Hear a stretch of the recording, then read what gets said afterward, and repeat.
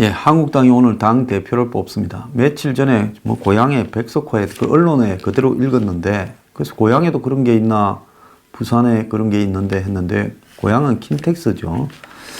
자, 그래서 언론들이 잘못하면 제가 또 따라 잘못하는 일이 있는데, 이거 앞으로 제대로 봐야 되겠습니다. 자, 그런데 어제 이 한국당의 국회의원들이 60명이 대검에 가서 5시간 농성을 했습니다. 청와대의 검찰 수사 통제 의혹을 이렇게 제기하면서 문무일 검찰총장을 면담하러 찾아갔는데, 문 검찰총장이 자기 방에 나타나지 않고 피해버려서 5시간 농성을 벌이다가 돌아왔습니다. 나경원 등 한국당 의원 21명이 10시에 대검 청사를 찾아갔는데 문 총장은 서부지검으로 떠난 상태였다고 합니다. 그러자 한국당은 문이 자리를 피하고 도망쳤다 이렇게 말을 하면서 소속 의원 전원에게 검찰총장실로 직결하라 그랬어요. 그런데 60명밖에 안 왔어요. 한국당의 소속 의원은 제명된 이종명 씨를 빼고, 이종명 의원을 빼고 112명 아닙니까? 그러면 거기에 60을 빼면 52명이 안 왔다는 거예요. 한 55%만 가고 한 45%는 안 간 것 같아요. 그러면 안 간 52명은 왜 안 갔을까요? 검찰한테 코가 끼어 있는데 총장방에 들어가 가지고 설치면 총장님한테 찍혀가지고 깜빵 가게 될까봐 겁이 나서 안 간 거 아닐까 하는 생각이 들었습니다. 자, 그래서 나경원은 그 대검 청사에서 검찰이 청와대 특감반 의혹 사건에 대해 동부 남부지검으로 쪼개서 수사하는 것, 즉 김태우 수사관에 대해서 동부지검 남부지검으로 쪼개서 수사하고, 그것뿐입니까? 또 수원지검으로 부르잖아요. 그러지 않습니까? 자, 그리고 한국당이 고소 고발한 지 58일 만에 이인걸 청와대 특감반장을 비로소 소환 조사했다. 수사가 지지부진한 것은 결국은 검찰이 축소 수사, 쪼개기 수사 등을 갖다가 해가면서 정권 펜을 들고 있는 거 아니냐. 지금 이런 입장에서 한국당이 항의하러 왔다. 이렇게 말을 했습니다. 조국 수석이 일부 출입 기자에게 비공개 간담회에서 동부지검 환경부 블랙리스트 주임검사가 통제되지 않는다. 그러니까 주준희 검사가 동부지검에서 수사하고 있는 환경부 블랙리스트 사건이 통제되지 않는다. 이렇게 의혹을 제기하며 그간 민정수석이 검찰 수사를 어떻게 통제해 왔는지를 밝힐 것을 요구한다. 이렇게 말을 했습니다. 그리고 이에 대해 청와대 대변인은 조 수석에게 확인해 보니 기자한테 그런 말을 한 적이 없는 사실무근이다. 이렇게 말을 했고, 나 원내대표는 총장이 자리를 비운 것에 대해 검찰총장 도피 사건이다 라고 하면서 전날 방문 일정이 확정됐는데도 나서지 못한 자체가 수사에 당당하지 못한, 청와대로부터 자유롭지 못한 검찰 현실을 보여주는 거다.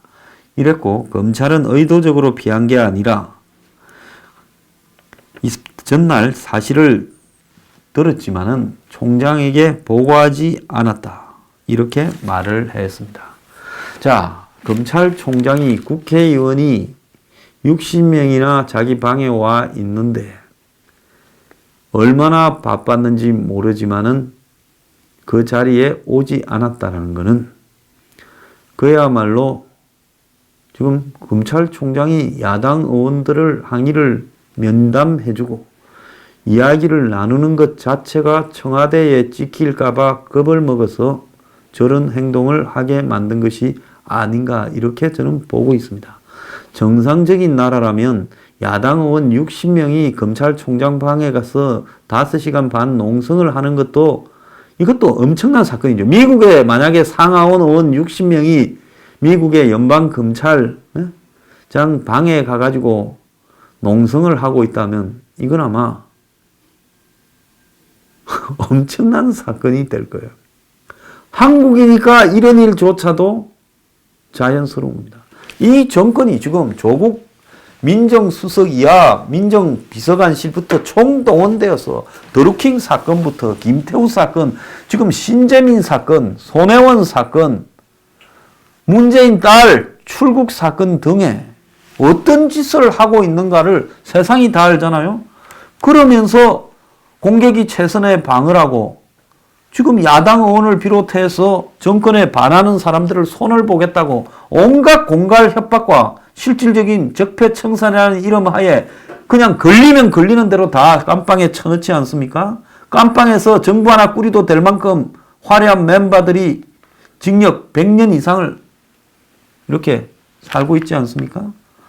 그러면 야당이 지금 비로소 이 정도 하는 것도 너무 유치한 거죠. 그러지 않습니까? 전 정권을 적폐청산한다면서 별것 아닌 걸로 다 잡고 그 역대까지 정치적 관행으로 서로 봐주면서 넘어온 블랙리스트까지도 이제는 블랙리스트를 했다고 김기춘 4년, 조윤선 2년을 때려서 깜빵에 넣어놨지 않습니까?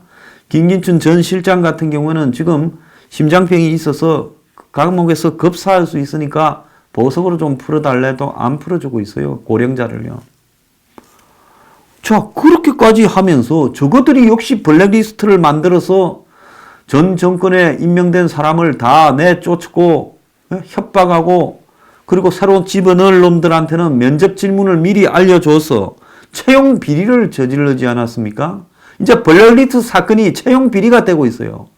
자, 이렇게 하는데 그래도 검찰에서 떠드는 사람이 하나 있어서 동부지검에서 이 블랙리스트 사건을 환경부를 물고 늘어져서 청와대 비서관 김혜인가 이름까지 오고 거기 지휘하고 환경부가 협조하고 해서 쫓아냈다. 심지어 한 환경부 산하 공공기관장은 새벽에 벌써 환경부 과장이 와가지고 좀 나가달라고 하더라. 집으로. 뭐 그런 이야기도 지금 나오고 그러지 않았습니까? 그러면 이게 블랙리스트가 아니고 무엇입니까? 김태우 사건은 청와대가 범죄 당사자잖아요. 저거가 범죄 당사자인데 저거가 김태우의 공익신고자 자격 시비를 걸 수 있는 겁니까? 저거는 입 쳐닫고 있어야지요. 자, 오늘 한국당의 당 대표가 선출되는데 뭐 황교안이 60% 이상이면 안정적인 운영이 될 거고 득표율이 그것보다도 이 낮으면 한국당의 내분이 심화될 거다 뭐 이런 이야기를 하는데 황교안이가 무슨 딱 될 것처럼 다들 그냥 이야기를 하고 있어요. 전 그것도 아주 유감입니다. 당에 한번 당적을 가진 적도 없고 출마한 적도 없는 황교안이 뭐라고 황교안에서 줄 다 써버리는 저 당도 싹수가 노랗다고 봅니다. 제가 또 이런 말 하면 황교안으로 힘을 모아서 문재인을 선거에서 총선에서 이겨서 쫓아내야 되는데 힘을 모아야지 분열하는 소리 하냐라는데 자, 총선에서 힘을 모아서 쫓아낼 수 있는지 한번 지켜보겠습니다. 다만 오늘 이후로 제대로 싸우지 않아서 총선에서 대표하는 방향으로 가게 될까봐 저는 당선이 되면 굉장히 많은 것들을 요구하고 비판하고 조지겠습니다. 왜? 조져서 제대로 가야지 황교안 하나 때문에 한국의 보수 세력이 또 허지부지 물에 물 탄 듯 술에 물 탄 듯 가다가 총선에 져버리고 한마디로 문정권을 더 강화시키거나 유지시켜버리는 일이 있어서는 안 된다고 생각합니다. 자, 황교안 오늘 당대표에 당선되면 한 가지 똑바로 언급하세요. 황교안은 하노이 미북 회담에서 종전선언이나 한미 연합군사훈련이 중단되는 부분에 절대적으로 반대한다. 또 더 나아가서 북한에 대한 어떠한 행태의 제재 완화도 북한의 핵리스트 제출 이전에 그리고 사찰 검증 이전에 있어서는 안 된다. 금강산이나 개성공단, 도로철도 연결 어떠한 것도 되어서는 안 된다고 첫 일성으로 말을 하기 바랍니다. 자, 지금 신문에 한번 보세요. 미북 회담이 거의 95%의 기사를 점유하고 있지. 한국당이 거기에 전당대회에서 당 대표 뽑는다라는 게 그 기사의 5% 수준이라도 됩니까? 그런데도 당신부터 그대로 관철해서 가자, 뭔 문제 있냐 하지 않았어요? 그래서 문제가 없이 조용히 당 대표를 굳혀서 그래서 당 대표가 된다면 자, 이제 당신의 첫 일성은 미북 회담에 대해서 종전선언 또 더 나아가서 한미연합 군사훈련 중단선언 그리고 핵리스트 제출 이전에 대북 제재 완화, 금강산이나 개성공단 철도 도로 연결해주는 것은 절대 있어서는 안 된다는 것을 당신이 뽑힌 이후에 1시간 안에 성명으로 발표하길 바랍니다. 만약 이거 말 못하면요. 당신은 싹수가 보나마나 놀았습니다. 오늘 당신은요. 당신이 뽑혔다고 축하받는 것이 중요한 게 아니라 당선 1성으로 그 장소에서 킨텍스에서 이 선언을 해야 됩니다. 그리고 당신의 친정인 검찰을 향해서 정치 검찰을 용납치 않겠다. 경고한다라고 이야기를 하세요. 문무일이 당신보다 한참 후배지 않습니까? 지금 대한민국의 이 정치 검찰들을 방치하고요. 문 정권을 타도하는 것이 가능할 거라고 보십니까? 그냥 붙은 정도가 아니라 확실히 붙어 먹어버렸어요. 문무일 검찰총장의 배경에 문재인 부부 일가와 어떤 인맥과 커넥션과 라인이 있는지를 당신들은 다 알지 않습니까? 문무일 총장 부인이요. 문무일이 청와대에서 임명장을 받을 때 얼마나 활짝 웃고 자연스러운 행동을 하고 있는가. 특히 문재인 옆에 서서요. 이게 지금 화제를 모으고 있다라고 그렇게 잠깐 나간 적이 있었습니다.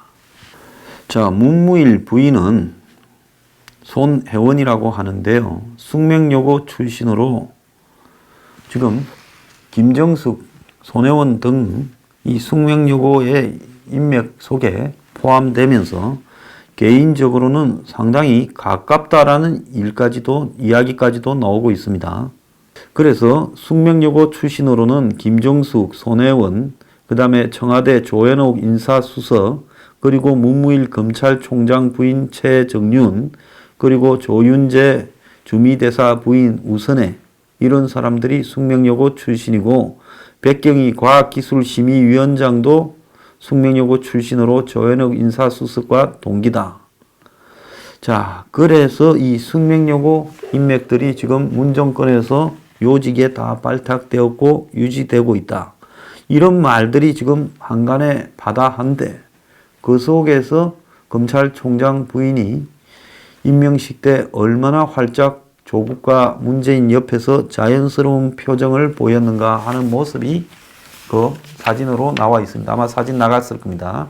자, 황교안은 아마 오늘 당 대표로 뭐 거의 유력하다. 다들 따놓은 당상이다라고 이야기를 하고 있습니다. 자, 그렇게 강력하게 보였던 태극기 장외 세력도 황교안 앞에서는 아무것도 아니고 무슨 개혁 세력의 기수라든 보수 개혁 세력 기수라든 오세훈도 아무것도 아닙니다.